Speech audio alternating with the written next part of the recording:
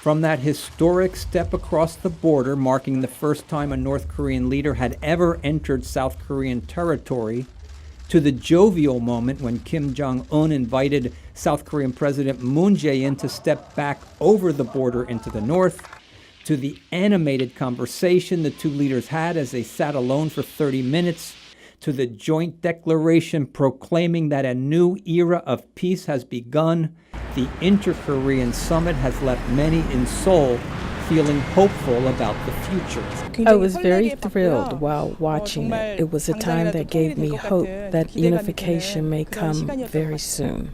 To many viewing the summit, the young North Korean leader also came across as more reasonable and open to change than the authoritarian figure who in the past had repeatedly threatened to launch nuclear strikes against his enemies. He seemed to be very authoritative as a dictator, but he gave a positive impression that he is daring, smart, and bold. At the summit, Kim agreed to the complete denuclearization of the Korean peninsula. North Korea has unilaterally suspended nuclear and missile tests, and officials in Seoul said Pyongyang would invite international experts and journalists to witness the closing of the country's nuclear test site in May.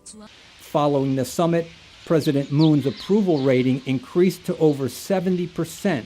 Many conservative voters who did not support the liberal president now give him credit for persistently pursuing diplomatic engagement.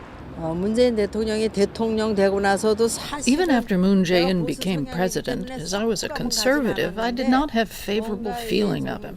But he seems to be sincere and responsible with his words. That makes others trust him.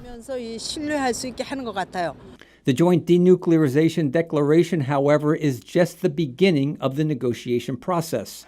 Next up, the meeting between U.S. President Donald Trump and Kim that is expected to take place before July. While the Trump administration has been supportive of the progress made so far, it wants to see irreversible reductions in the North's nuclear program before agreeing to reduce economic sanctions. Brian Padden, VOA News, Seoul.